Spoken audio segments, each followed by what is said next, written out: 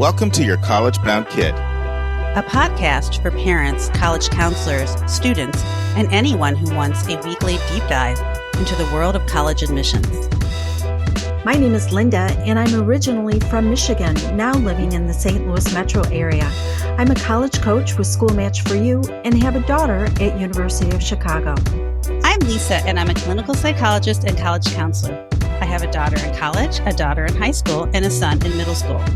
After 30 years in Chicago, we recently moved to North Carolina. My name is Mark. I'm a college coach in Atlanta and the parent of two daughters.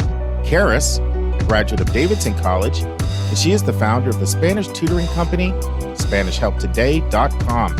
And Joy is a wellness coach at the Keenan Flagler Business School at the University of North Carolina in Chapel Hill. And I'm so blessed to be able to work alongside both my beautiful daughters at School Match for You, college counseling firm that I founded in 2010. Good morning, friends. I'm in a great mood today for a few reasons. I get really excited when I have a great interview that I think you guys are going to like a lot. And I did interview Greg Zeister this week. It'll be a 4-parter, 2 parts on demonstrated interest, 2 parts on understanding Elon. He's the Chief Enrollment Officer at Elon University. He's been there 36 years. And you're going to hear that starting on this Thursday. So if you're hearing this on Monday, in 3 days. I also get excited to meet podcast listeners. And literally as soon as I hit end to this podcast, a listener from California is coming by. So I love to meet listeners. And if you're in the area, I'm always find 15 to 20 minutes to meet you. You just have to come to our place. So we have a nice outside area we can meet in. If it's too hot, we got a nice inside area. So let me know if you're going to be in the area. We get so many people that come through here visiting Emory, visiting UGA, visiting Georgia Tech, visiting Mercer, visiting Spelman, visiting Morehouse, visiting the schools in the metro area, Savannah College of Art and Design. So yeah, come on by. Come on by. Love to see you. So I got a few announcements today that I want to shout out. And then we're going to get into our podcast. But I'm calling an audible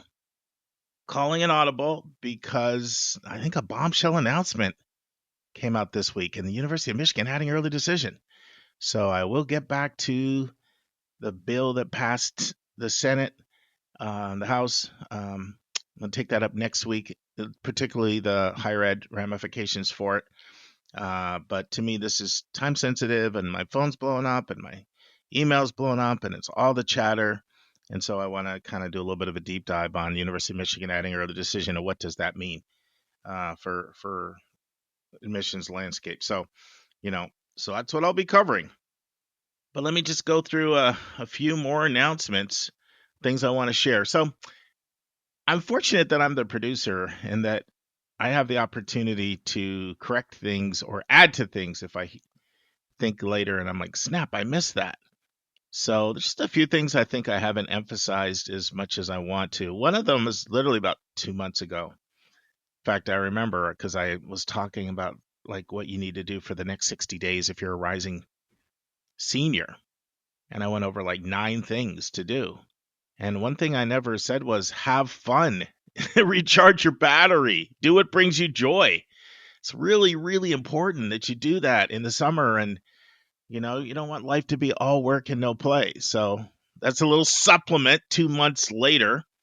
A couple weeks ago, I talked about how I'm seeing this trend. Way and way more schools are adding interviews to their process and doing them earlier before students apply. And they're reaching out and sending multiple emails, trying to get students to interview. And I said, you tend to see this with not the most selective schools. Well, you know what? Really selective schools are doing it. In fact, I did an interview prep session about 7 days ago for a student for Swarthmore College and Bowdoin College and many, many others. So it's not just less selective schools. And I never said that. I said you see it more with schools a little higher up the food chain, but you're seeing it with some schools in the admit rates in the teens and even single digits. Another thing I want to add to, I stand by this. I said fool around, experiment with some of the language learning models out there, the Claudes, the ChatGPTs, the Perplexities, the Geminis. But I just really feel that I need to say this.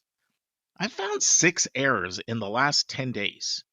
So, on the one hand, I love them. Like, for example, I don't know if this has ever happened to you, but this week I hit the wrong button and nonstop on the bottom right corner, your computer has been contaminated with a virus. You must click this right away to protect your virus. Now, I'm surprised I didn't go for that scam because it's the kind of thing that could have got me, but I can't remember. But somewhere in the past, it was in the recesses of my mind that this is a scam.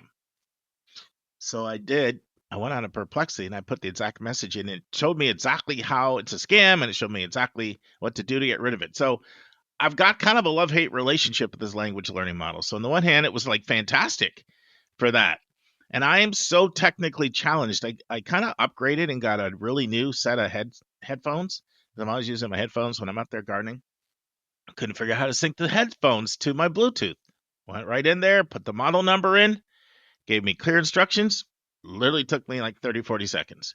So that's like the love side. But what grinds my gears is when it gives me bad information. And that happened actually quite a few times this week and last week. So, for example, let's give you a couple of the things that it really gave me some bad information on. So I started doing a little research, actually before Michigan announced their decision, on the public schools that had early decision. And Perplexity, which has kind of been my go-to, said, no public schools have early decision. I was like, Perplexity, you're wrong. And then it came back with some information. Then I was doing research on this new Senate bill. And, you could like put in all your like adjusted gross income, this, that, the other, and say, how does the bill impact you? So it came back and it made a statement. It talked about the SALT $30,000 deduction. And I happen to know that the SALT deduction was $40,000. So I said, once again, you're wrong. Then I went over to ChatGPT and I found some errors over there. I went over there and I was like, which schools in Virginia have early decision? Because I remember there was 7. I remember went down and I knew that numbers moved around a little bit. It was like only William and Mary and UVA. I knew that was wrong. I was like strike 3. Then I was doing some financial research. I knew like Apple's market cap had dropped a lot. NVIDIA, largest public market cap in the country, publicly traded stock. And I was like, what, stocks have the highest market cap?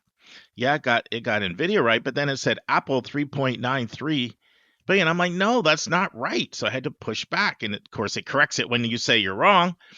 And then I was trying to do research on how many early decision applicants for MONCA, and it told me 24,000. I'm like, no, that's not correct. And then I had one other error that I found as well. I can't remember what it was. It was related to this, but there were 6 of them. So just tread lightly and don't take everything as gospel. I just felt I should have said that, when I brought up that. So yeah, this is kind of my opportunity to correct a lot of things or add to things that I've said in past episodes. So I want to tell you some things that I'm excited about. We've got some really cool episodes coming up. We're going to be a little more creative and do some things that we haven't done. And I'm really excited about it because, it's great. We have Monday, Thursday podcasts. That's awesome. But creativity is awesome, right? Variety is the spice of life. So I'm going to tell you about 4 episodes that you're going to hear.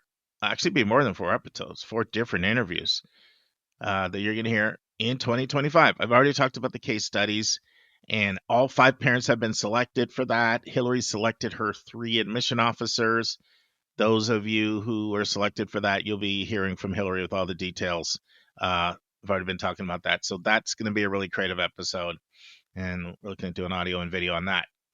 Lisa is going to do a 2 different groups panel style. 4 students from all over the country on how they're experiencing stress, the pressure they feel to go brand name you, just hearing from the students. So she'll combine her skills as a psychologist and a class counselor. Is going to be awesome. I think we're going to learn a lot from that. And she's also going to do one with parents. So 4 parents have already committed to that. So that should be really educational for all of us to just hear her interact with stress and pressure students and parents experience. I'm super excited for that. Lisa's great at this in this format. It's going to be really good. Then I wanted to do an interview with John Wishnia, who's a partner of a top 100 law firm, on what you need to know if you want to be a lawyer. And John had a great idea. He said, you know what I'd like to do? He said, find me some students that want to be attorneys and let them pepper me with questions. So we're doing that. In fact, that's being taped late July. So those are 4 things you can look forward to coming up, where there's some creativity, and hopefully you'll enjoy that. I want to shout out 2 of our co-hosts who have had students to graduate recently. Now, I'm a little late because these graduations happened anywhere from a week or 2 ago to a month or 2 ago. But I want to shout out Bryn Dickman, Hillary's daughter, graduate from Wellesley College. Also did their program at MIT with the architecture, and she's looking at going on and getting a master's and pursuing architecture. So super excited for that. Want to shout out Hillary and Bryn. And then I also want to shout out Lily Parikh. That is Lisa's daughter, who got her master's from SCAD recently, Savannah College of Art and Design.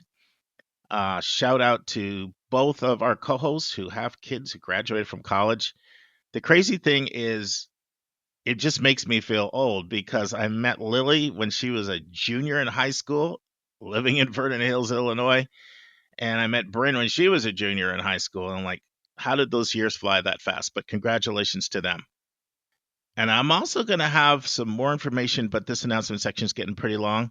So I'll save it for an upcoming week about our new survey we're going to be doing for our listeners. But I'll save that for a coming week. All right. So today, as promised, it's one thing, me talking about the University of Michigan, and then our interview, of course, part 2 of 4 of Chris Teare. Got good feedback on part 1. Look forward to part 2. So let's just go and start right with the basics, early decision in general.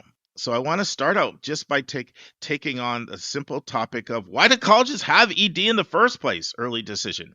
What is the reason for that? Now, you're going to hear me talk about this a little bit with Greg Zeister on, I think it's on Thursday. It's either this Thursday or next. Yeah, it's this Thursday. I do talk to him a little bit about early decision, but we just scratched the surface. It's about demonstrated interest is really the interview there. But there are 4 reasons really why colleges have early decision, and they're not necessarily, I'm listing them not in the order of importance. It's just an order that they popped into my head when I was preparing for this. So one reason why colleges have early decision is because they want to identify the enthusiasts. The people that are willing to commit to you, make a binding commitment, they bring a level of energy. They're like your cheerleading squad. And if you talk to admission officers, it's not just like some strategy thing to get in.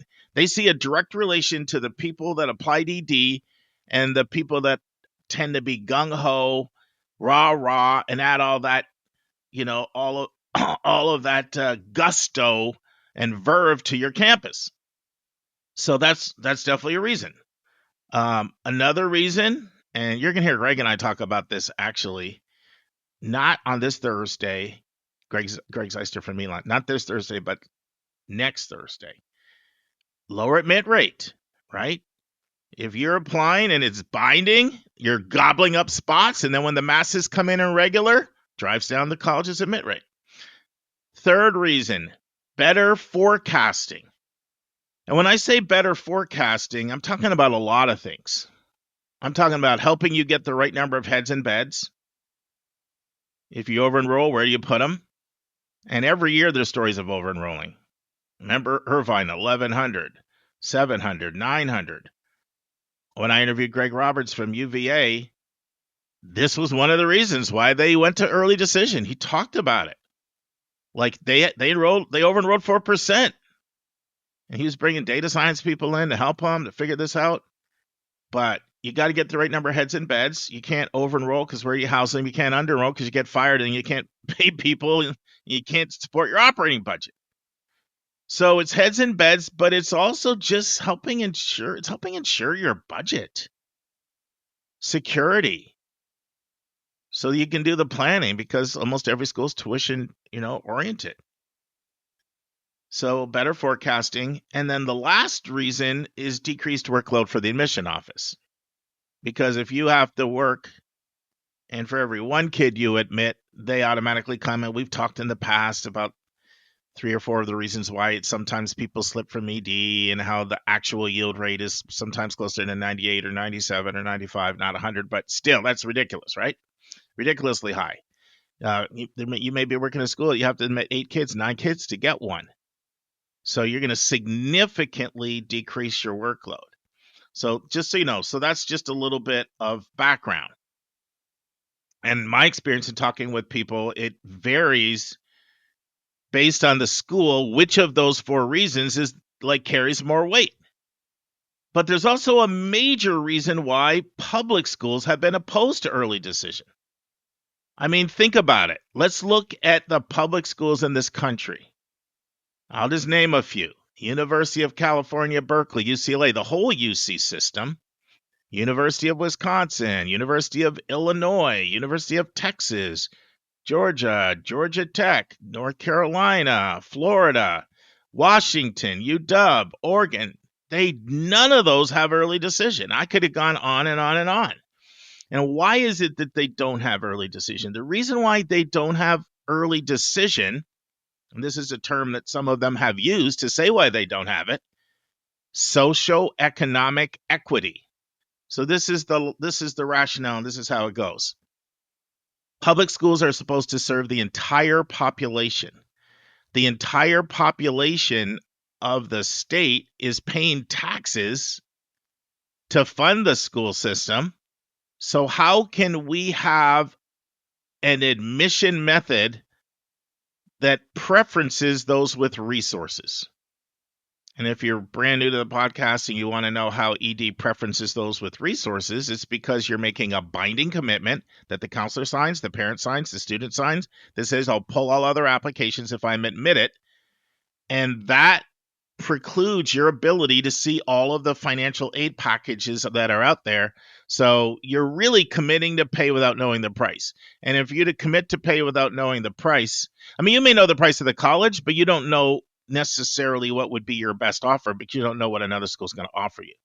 For you to commit without knowing that you're leaving $5, $10, $20, $30, $40,000 on the table because another school that does auto admits when it comes to merit scholarships is going to throw a lot of money at you, you have to be in a certain level of financial stature to do that. And most public schools believe that's just not right. There's inequity there, and they don't want to be a part of that. That's been the prevailing reason why the overwhelming majority of public schools have not offered early decision. So, why is it that I think the decision for the University of Michigan is so significant? I'm going to get into that. But before I do, I'm going to answer another question. Was I surprised? And the answer to that is yes and no. In one sense, I was not surprised at all. In fact, I'm going to let you hear a 3-minute clip from an interview that I did pretty recently. It was about 5 or 6 months ago. You can go back and look at it. It's interview 213 with Andy Strickler, and it's called Everything You Need to Know About Early Decision. So I want you to hear this 3-minute clip. And notice how Andy specifically mentions the University of Michigan. To tell you the truth, I never even caught that at the time we did the interview, but I was going back and looking at it in preparation for today's podcast. And I'm like, did he just say the University of Michigan? I went back and double checked. Yeah, he did. He said the University of Michigan. Listen to the clip. So let's talk about recently Vermont and Yukon, 2 schools you're familiar with. Flagship, Yep. not too far from you. Yep. Added ED, something that was considered a little bold, right? I mean, I remember when UVA added ED, it was a front page in the Washington Post at that time. This is 2019. Right. They were the only flagship public Right. to have ED. Do you think this is a trend? Do you think 5 to 10 years from now, you're going to see more ED with publics? Oh, absolutely. Without a doubt. Yeah. Yeah. Yeah. And explain to our listeners why. I feel the same way. Explain why. Yeah, I think there's just too much incentive to, and I would include the word pressure Yeah, in addition to the word incentive to focus on institutional needs and institutional priorities. sure. That, early decision, many times works as a benefit to the institution when it comes to metrics that the public cares about. I think that pressure is real. And I think that the benefit to the institution is important enough. But at the same time, it gives the student with a slightly marginal profile who would be at risk in a regular decision pool, especially a selective regular decision pool at a place like UVA or Michigan, a place like UConn, where you have some level of selectivity, and you take a student who would be, in the big meaty part of the bell curve. And if they're super duper interested, it gives them one tool that they can use to boost their chances of admission to a place that they are really, really interested in. So I think you could make an argument that it serves institutional purposes, but for a specific group of students, it also serves those students in some really meaningful ways. And therefore, you could make an institutional specific argument, but also a student-centered argument as to why early decision would be a good thing for a public institution to adopt. Yeah, and I absolutely know what you're talking about, and that could be a couple different demographics. It certainly could be, families of means who do not need to compare money, Right. and for whom going to quote unquote the right school is important enough that if I'm leaving 20 or 30, 40,000 on the table, it is what it is, Right. At schools that can get very generous with their packages, it can also serve the other side of the financial barbell. Absolutely. Like, this is my best chance to get into this school that meets full demonstrated need, maybe without loans or whatever, all this stuff. Yeah. And I'm going to pay more if I don't get into one of those kinds of generous schools, and ED gives me the best opportunity to do that. So that partly explains why I wasn't surprised at all, right? You heard us talk about that. But there are two aspects of it that really did surprise me. That's why I said yes and no. Part of what surprised me is that they're making the announcement in basically middle of July. I believe it came out on July 9th. That is really, really late for the class of 2026. That's really late. So that part of it surprises me, that you're going to announce something for a class that can start submitting applications in 3 weeks.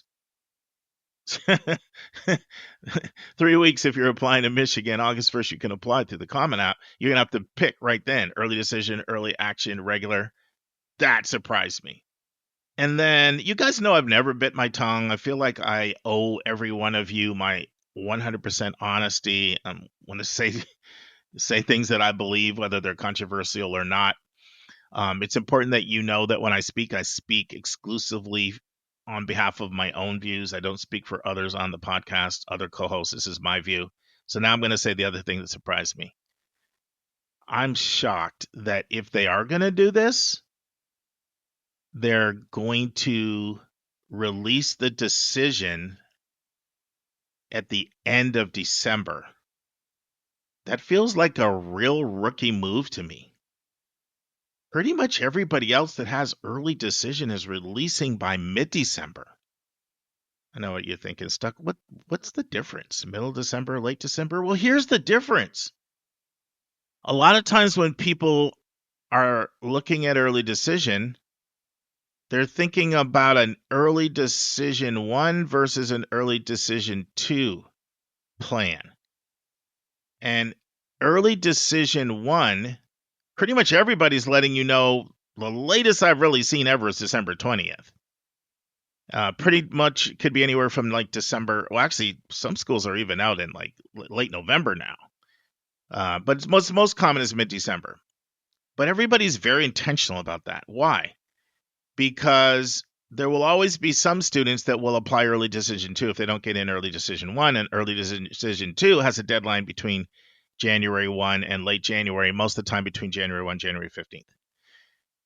University of Michigan releasing their decisions late December doesn't even give a person really an opportunity to do an early decision 2 application if they're plan on doing that, unless they do it way in advance. And it's kind of a pain to do a whole entire application in advance if you may not need to do it. So sure, I get it. There's a peace of mind thing, and who wants to be doing this over Christmas, but some people are going to do that. Some are just not. So that surprises me, and I predict they'll change that. I remember when UVA announced early decision, they had it before they brought it back. I couldn't believe it. They went back with October 15th as their cutoff date. And I had literally just interviewed Greg Roberts on the podcast about it. And then I literally saw him 4 days later because he was on the Harvard Secret training staff, and I did a week of training at Harvard. And so I talked to Greg there. I'm like, October 15th, Greg, really? Because the Washington Post had just excoriated UVA for the reasons we talked about, the lack of socioeconomic equity. Front page article on the Washington Post. How in the world can a flagship school have early decision? So Greg was like, well, we can change that. And the next year they changed it. They went to November 1. Like, oh, that was the 6th thing I couldn't remember when I was talking about mistakes I found. Yeah, it said that, in the language learning model, it said that UVA has an October 15th deadline. So anyway, either here nor there. So that surprised me. You're going to roll it out late December?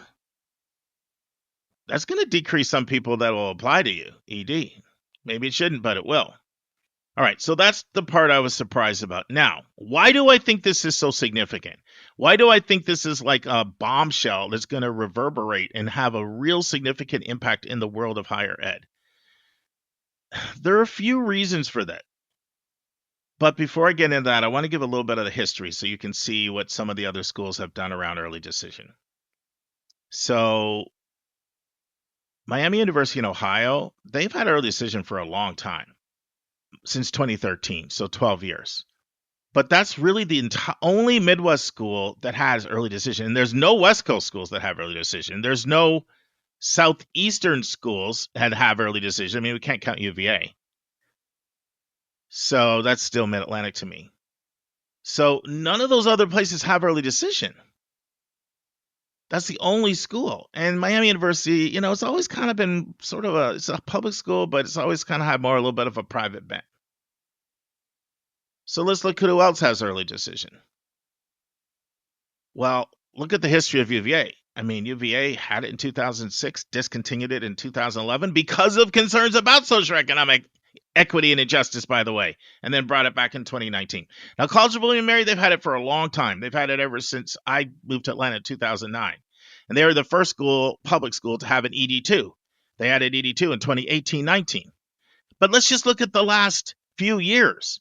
Vermont comes out in 2022 saying they're going to have early decision effective 2023. And then last year, UConn adds early decision. Okay, and 1,500 people apply early decision in the binding program.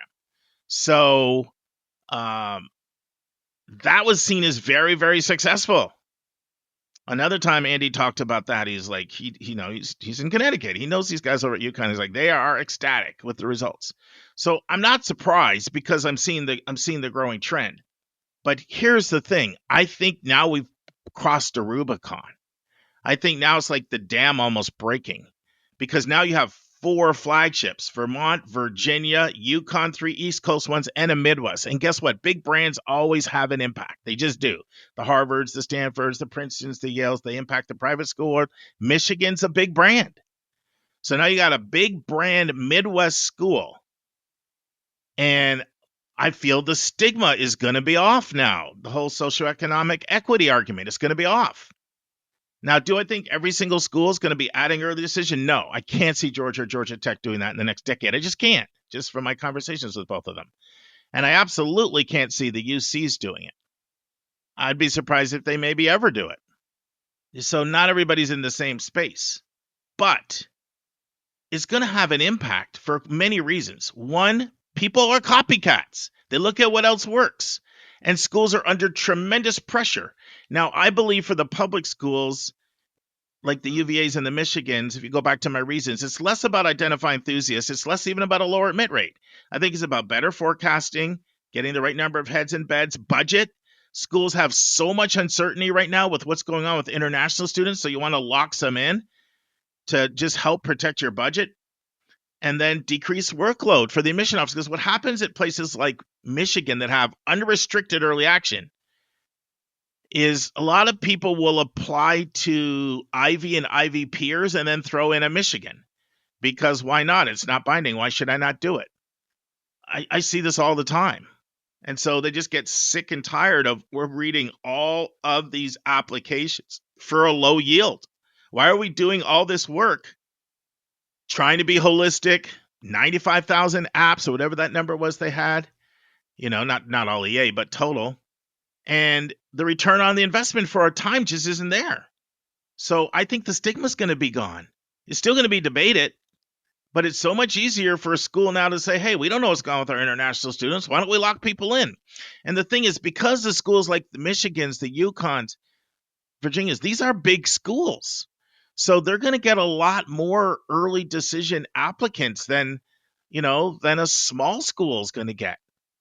And that they're going to overlap with some of these other schools. There's only a limited number of people that will apply ED.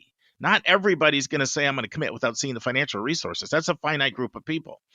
But even that Michigan's expensive is still about 25 grand less than the elite private. So that puts pressure on them. Like the person that looks at Michigan also looks at places like Cornell and Columbia, right? And so I can absolutely see it reducing the number of EDs that some of those schools get. People are going to jump at the Michigan offer. It's a popular school, and people are going to know that they're going to know the data that ED normally increases your chances. And I'm already being asked about it, like a lot. So that's just a reality. So I see this reverberating, and I see more schools adding it. Now, I've been racking my brain trying to figure out who do I think is going to do it. It's really hard, and this is just pure conjecture. But I could see a Wisconsin doing it. Why?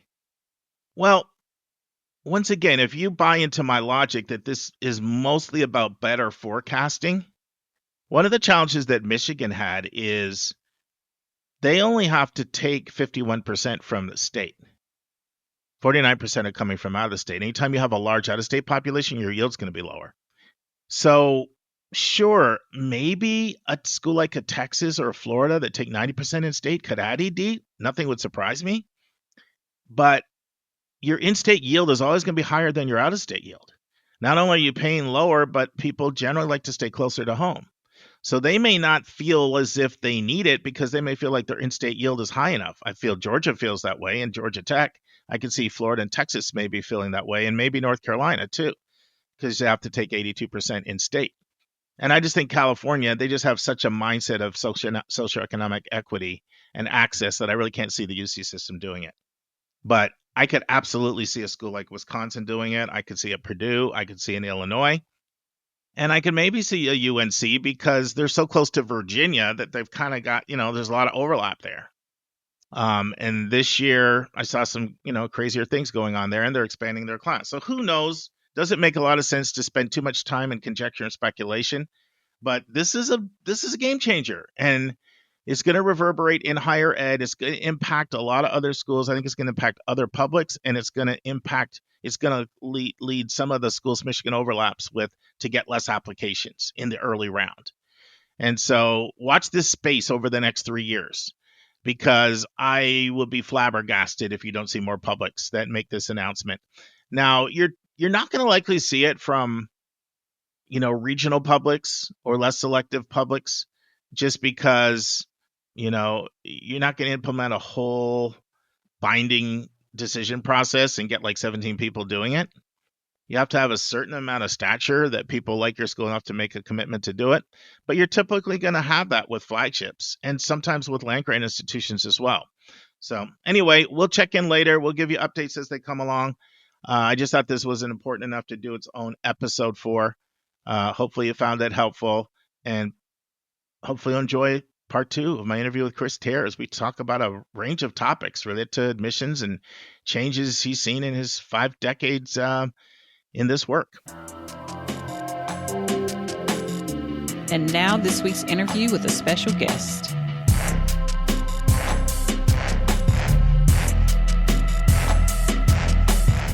Friends, in part 204 of my interview with Chris Teare, Chris talks about the difference between the IB diploma program and AP program. And then, really, for almost all of this segment, Chris talks about flipping to the other side of the desk, going from counseling to admissions in his experience at Drew University in New Jersey, and all the things he learned that he didn't know from just being on the other side of the desk. He talks a lot about what he learned about demonstrated interest. He talks a lot about what he learned about admissions travel, what he learned about merit money and people asking for reconsideration of their aid packages. And then he talks a little bit about net price calculators and having the money talk with your student. So a couple of things you said that are, what my appetite here for some follow-up. This is a little off the college counseling topic, but I think it will be of great interest to our listeners. If a parent came to you and said, trying to pick between two schools, one's got the AP curriculum, the other's got the IB curriculum, what do I need to know about how the AP curriculum is different from the IB curriculum? How would you answer that, Chris? I think it's a question we get sent in a fair amount from our listeners. Yeah, I think what would you share there? no, it's a great question. It's one I've answered many times through the years. The key document for parents to understand and get their hands on is the school profile, because college and university admissions officers read applications in the context of the student's school. So if it's an AP program school, how many APs?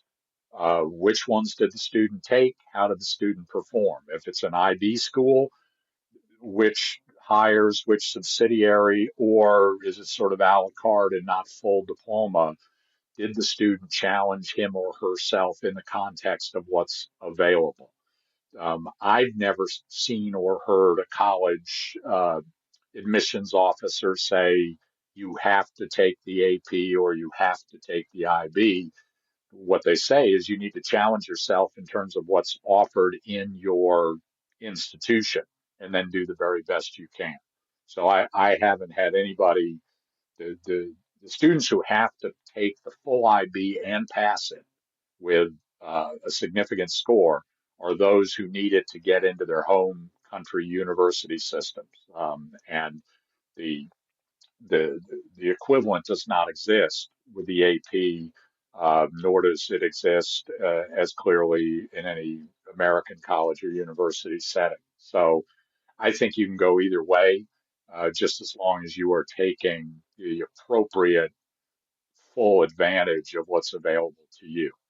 And parents need to know not just the transcript, but what's the profile, and then talk with their school counselor about, all right, how's my child taking advantage of or missing opportunities to take advantage of what's offered in his or her school. I interview a lot of admission officers that have flipped, as we say, to the other side of the desk, and now they're doing school-based counseling.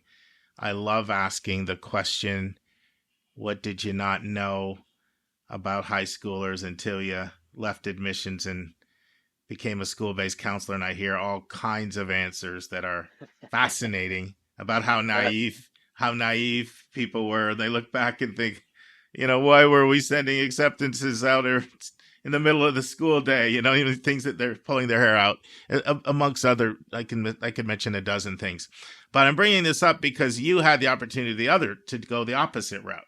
Started out as a school-based counselor, and then you had an opportunity to work at Drew.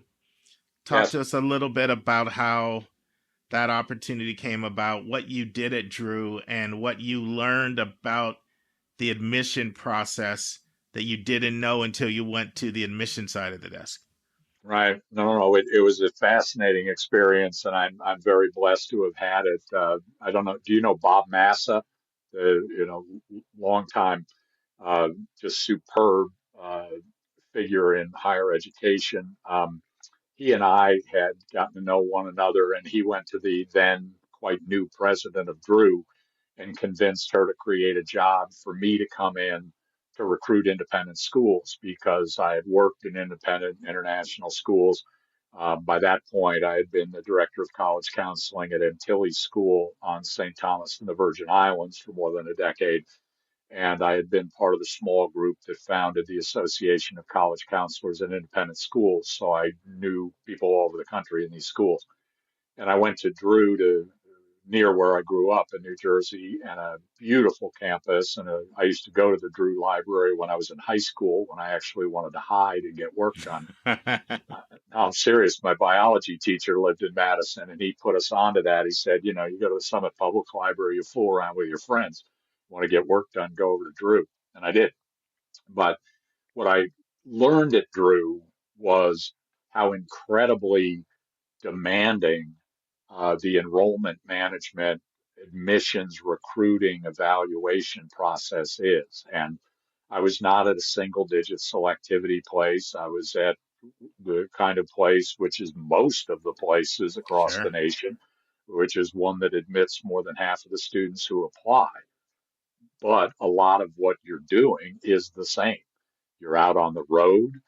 Please, students, if you're listening, parents, if you're listening, treat the admissions representatives well. Say please, say thank you, be appreciative, don't waste their time because their jobs are brutal. That they really are road warriors. And from late August, all through September, all through October, sometimes into November, uh, they're lucky to sleep in their own beds a night or two a week. They are on the road constantly. And with COVID and things shutting down and all of us learning how to use Zoom, some of that has been alleviated.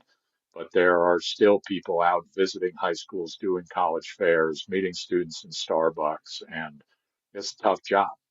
Another thing that I learned is that this whole demonstrated interest thing that grew and has subsided at, you know, the more selective the school, the less it's about demonstrated interest, the more it's about demonstrated understanding via the supplementary essays. But I learned about demonstrated interest because Drew cared very much. And I got a report in my inbox every morning with the students from my territories who had been on the website, which pages they'd been on, and how long they'd been there. And that was the way, as a recruiter for Drew, that I got a sense that these kids were actually interested. And I might be able to put some bait in the water and get a nibble and maybe hook them and maybe get them in the boat. And, you know, it was at one time, you know, called, I mean, a big thing that's happened through the decades, you know, from the personal experience of the deans of admission and the personal conversations and the interviews. At a certain point, it turned into vice presidents of enrollment management, an enormous amount of work with data, data analytics, algorithms, trying to predict yield. And there's still a human component in there somewhere as you are trying to recruit kids at places that admit more than half and yield, are lucky to yield 1 out of 10, 2 out of 10. And, you know, if they give you their cell number, well, you use it. I mean, I texted students because they don't read email anymore. And the ones who responded to my text, that was another indication that I might be able to get them to enroll if we made them the right kind of offer. And I also saw a lot, you know, I had been hearing about merit money since the 1980s, but seeing it from the other side of the desk and exactly what kind of a number you have to put on the table, really down even to a zip code to try to figure out if you're going to be able to make the competitive offer that this family will accept. It's a real science. I mean, that part of it is not art. I mean, that's really down to data. And I had helped students bargain for better offers, especially in my years on St. Thomas, when I had a whiteboard in my office that I used to explain to families what was the grant or scholarship money, what was the loan money, what was the work study money, what was the actual bottom line. This was before net price calculators came online in 2011, and then trying to help some of them bargain for better deals. And we had people coming back and appealing 8 awards at Drew all the time, and we had to titrate it to figure out, all right, how can we get to yes? and seeing the business side of it and seeing how hard people have to work to make the net tuition revenue numbers work, and the balancing out of the admit rate and the discount rate and the yield rate. As an English major and a sometime journalist, looking at what Bob Massa would put up on the screen with all the cells with all the data, that was something new to me. And makes you think of the old Bob Seger song, "Feel Like a Number," and there are a lot of numbers there. And again, trying to keep it as personal as possible was what I always tried to do at Drew. And when I was at the SACAC conference, I saw a former colleague whose daughter was my all-time favorite Drew recruit. And I was able to get a great report on how she's doing, and saw a picture of her, and it was just wonderful because I love that young woman, and I was thrilled she came to Drew, and I was thrilled that it worked out for her. We're getting a lot of Drew this year. Rob Franek's been on twice, so there's another. Yeah, well, he was on the board when I was there, and Yeah. I'm on his Princeton Review college counselor advisory board, and we've had meals together through the years, and I've had him speak at one of my schools, and Rob loves Drew, absolutely, Yeah. positively. So demonstrated interest is a fascinating topic. What advice do you give to students and parents about demonstrated interest for schools, let's say, that are admitting more kids than they deny, just to keep it simple, compared to a place like, the super high yield places like the Harvard, Yale, Princeton, Stanford, those schools? What do you, as you correctly pointed out, the focus is more on demonstrated understanding there. Although we know they're still very yield conscious. They know their single choice early action is not necessarily the most user friendly, or EDing sometimes for a kid. He may not really know what he wants, but that's in the institution's best interest, right? But There is. Yeah. But what advice do you give to a family so the student doesn't end up getting waitlisted just because of interest? Like, what do you tell them? These are the kinds of things you're going to need to do from an engagement standpoint for them to take you seriously, or I don't care how strong you are, you may find yourself getting waitlisted because I'm sure you know Andy Strickler. Oh, yeah. I figured you would. An old Philly guy, right? So Andy Strickler waitlisted one of my daughters who failed to show interest on her on her way into Georgetown University. And now, is this Connecticut College? Is this Earlham? Is this Kalamazoo? It was Connecticut College. Yeah. Connecticut College, and I couldn't talk her into going for a visit, and it all worked out. She had a great experience and sailing career at Georgetown, so it was all fine. But it makes the point. Yeah. Andy has a quote. I brought him for a reason. He has a quote, which, he's one of our co-hosts, by the way. So Andy comes on 4 times a year. We're blessed to have Andy on here. And, Andy, he's a straight talker. So he's great at just not giving you the PC. But he has a quote. Our listeners have heard me say this at least 4 times, but I love it. He's talking about how schools manage their acceptance rates and how we may not think it's fair for the public to judge us by our acceptance rates, but it generally doesn't work out very well telling the public what to believe. And so, schools are like that, right? They're not necessarily wanting to blow the acceptance rate up, and that's only one component of it. They're also trying to get the right number of heads and beds. So what do you tell your students or our students that are listening?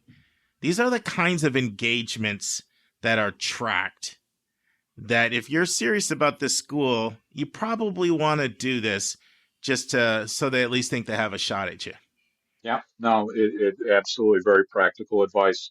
Once we're sort of bringing into some level of focus, and I don't mean final determination of list, but a group of schools that really makes sense for a student to take seriously via research, I show them how to request information and fill out the template and then make clear to them what I just described about my experience at Drew, Sure. which is that regional admissions officers get reports in their inboxes to see who's been on the website, which pages, and for how long. So Yeah. you request information, you have to open those emails and you have to click on links that are relevant to your areas of interest. That is a way to demonstrate interest. I show them how to identify who their admissions counselor is. And I, I don't want you to be a stalker. I don't want you to bother this person with emails every day and at absurd length, but I want you to know who's reading your application ultimately. And if you are able to visit the school, I want you obviously to register in advance for the visit, for the information session and the tour. When you get there, check in so they know you're there. And this means student, not parents. Student needs to step up and do it. And I always want them to email their rep in advance to say, I will be at Drew University on X day at Y time. Will you be on campus? I would love the chance to say hello. And you'll get a yes or a no. When you get there, sometimes when I have helped students find their rep, sometimes you show up and that person's doing the information session. You can walk right up at the end of it and say, hi, I'm so and so from such and such. Really enjoyed the presentation. Looking forward to the tour. And if you don't meet your rep, you send them an email after the visit and say, hi, so and so, I really enjoyed my visit. I'm planning to apply. And if you have an intelligent question, the answer to which you cannot look up on the website, ask it. And, there'd be different questions for different kids. I'm working with a family right now where the young man wants to play college soccer and study engineering. And I've been encouraging him to ask questions about how many of the soccer players are majoring in engineering and, asking the admissions people, how do your engineers do carrying that academic workload and a varsity sport? And, that's directly relevant to that student's decision. And it's not something you can look up on the website, and it shows that you're thinking and you're engaging. I always want them to look at, if it's Naviance or SCORE or whatever system their high school uses, which college reps are visiting your school, Mm-hmm. who's going to be at the college fair. If it's a school that's on your list, you better show up at that meeting. Register in advance and get there. And if you have a test that period or you can't afford to miss the AP class, at least show up and say, hello, it's nice to see you. Nice to see you again. I'm sorry I can't stay. I have a test. I have an AP class with a test tomorrow, but at least make the effort to make it personal to show you care. Or, get to the fair, do the same kind of thing. So some of it is reading email, clicking on links. Some of it is being in touch with your admissions rep, either via email or in person. Or if you give up your cell number in the request information template or on your application, if you get a text from a college, respond, because you're the one who gave up your number. Otherwise, they're going to be saying, kid doesn't really care. And if you subscribe to the school of Dean Strickler, you're going to end up on the wait list because you had a chance to show that you were interested and you blew it. And, there are the College Planner Pro software I use lists whether or not schools think demonstrated interest is important, is considered, or not considered. And there are other ways to check to see if that is true. And frankly, if it's on your list and demonstrated interest is important, if you don't do everything you can up to including a campus visit, you're begging for a wait list at best. And if it's considered, you should do it. And this is why you work hard, especially spring of junior year, to get a list that makes sense and is manageable, because you can't do this for maybe more than a couple of dozen schools and do it effectively.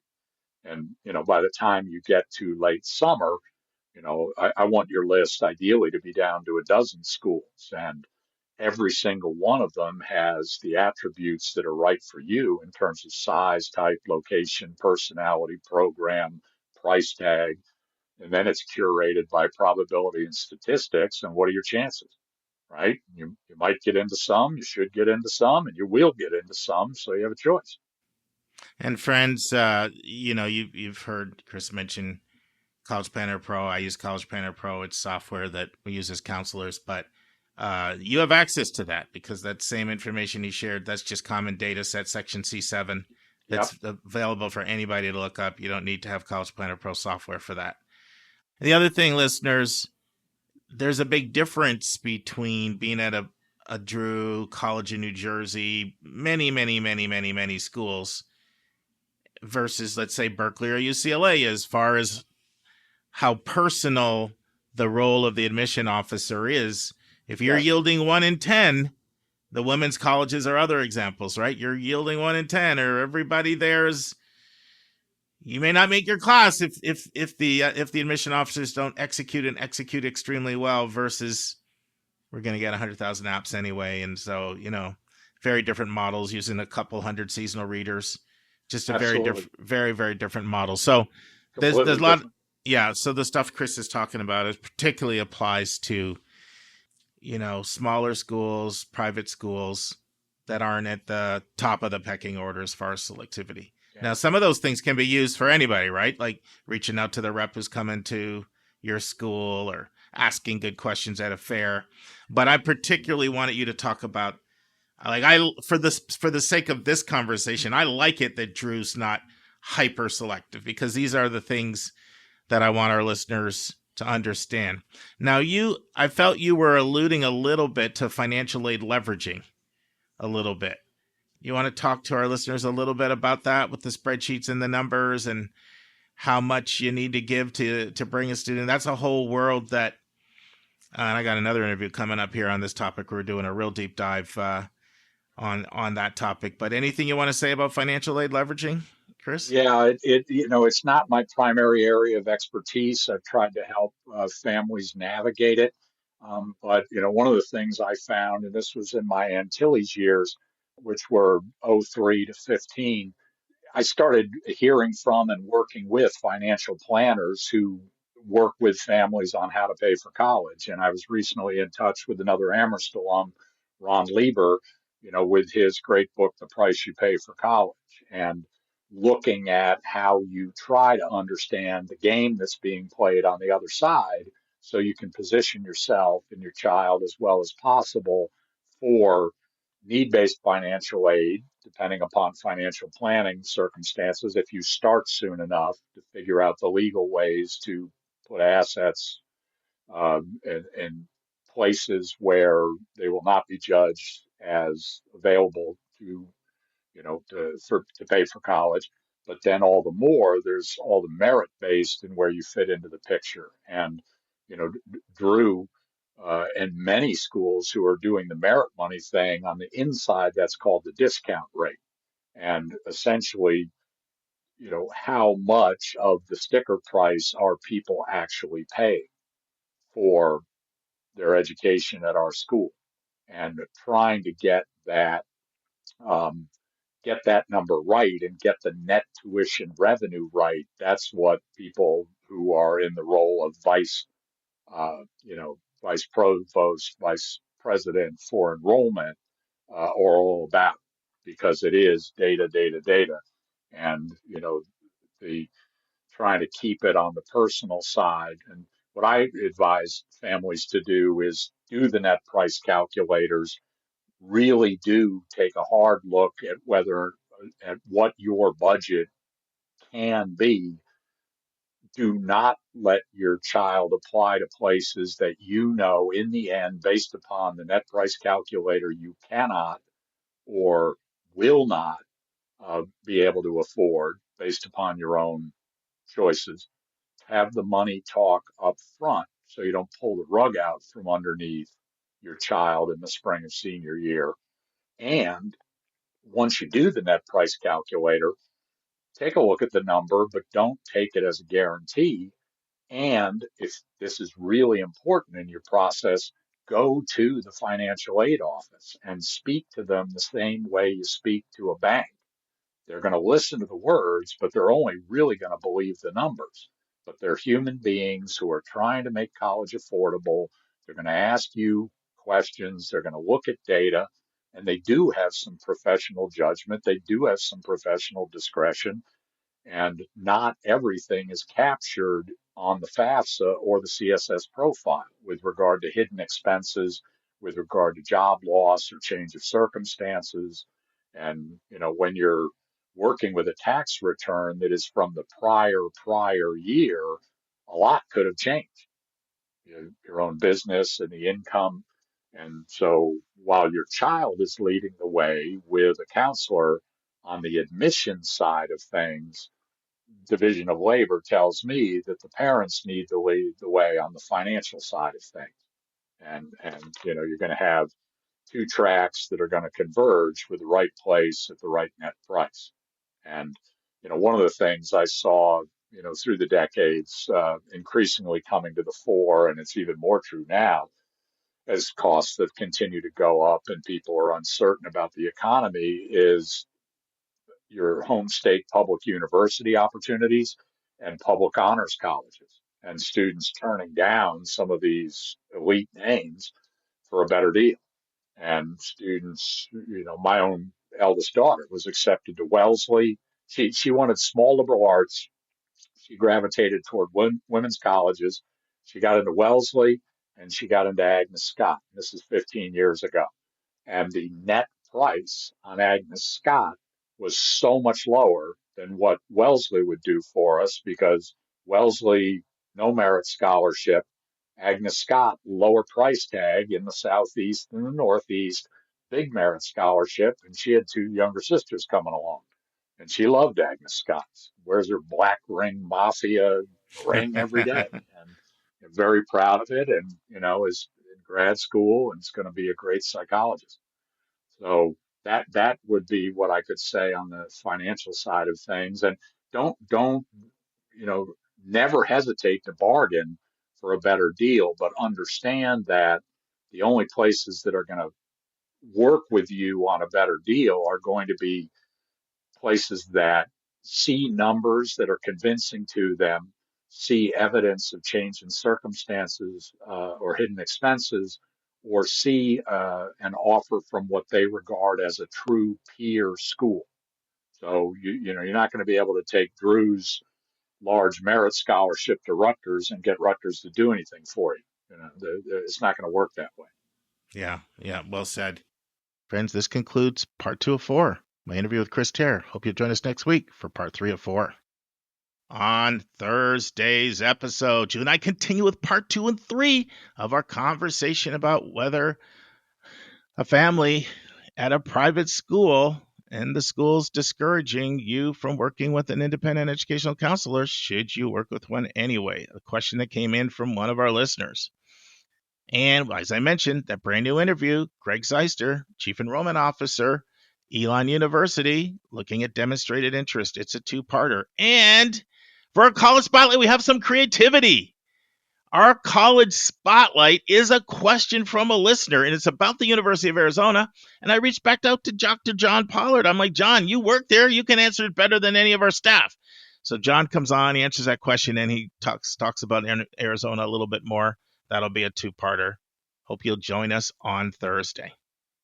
Friends, I love it. If you email Chris Teare, he has beneath his signature Frank Bruni's name of his book, Where You'll Go Is Not Who You'll Be. I love it because I feel like we're soulmates on that.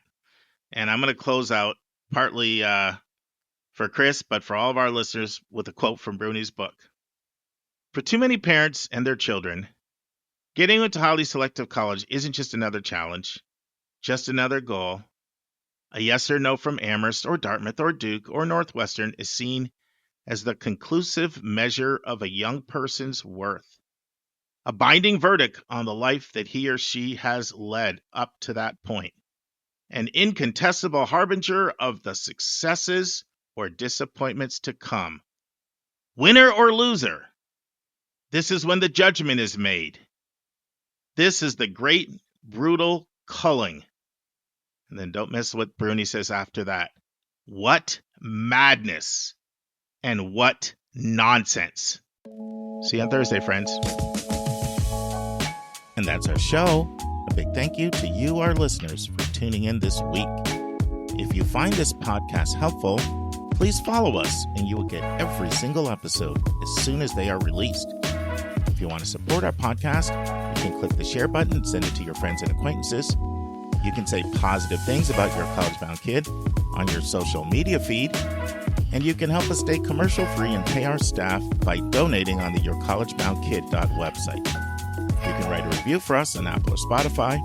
And if you have a question or a recommendation, just go to speakpipe.com/YCBK, hit the orange button, and speak. We will do our best to get your question in your own voice on an upcoming episode. I am the producer of the podcast, and I live in Metro Atlanta. We have a fantastic team that has over 200 years of admissions and counseling experience. Shout out to our co-hosts, Dr. Lisa Ruff in North Carolina, Susan Tree in Pennsylvania, Vince Garcia in California, Julia Esquivel in Massachusetts, Linda Depker in Missouri, Andy Strickler, the Chief Enrollment Officer at Connecticut College, New London, Connecticut, Hillary Dickman, an Admission Officer at Colorado College in Colorado Springs, and our International Admissions Expert, Kevin Newton in Dallas, Texas. Our sensational sound engineer is Nemanja Motvich. Our amazing music is from Victor Allen Weeks. Marketing designs from Kimberly Bloss. Our reliable webmaster is Stylionis Dimitru. Website updates are done by Joyce Stucker. Our image editor is Vlad Honchar. If you want to have a coaching session with me, just text me at 404-664-4340. If you want to reach someone else on our team, all of our bios with contact info can be found at yourcollegeboundkid.com under the About YCBK tab. If you want to get our free monthly YCBK newsletter, YCBK Plus, it is also under the About YCBK tab. If you want to see our recommended books and websites, they are on our website under the Resources tab. While you're on our website, check out our hundreds of interviews in their entirety. Check out our college spotlights, our blog, and our upcoming events. We think of you as our listening family, and we look forward to meeting with you every single Monday and every single Thursday.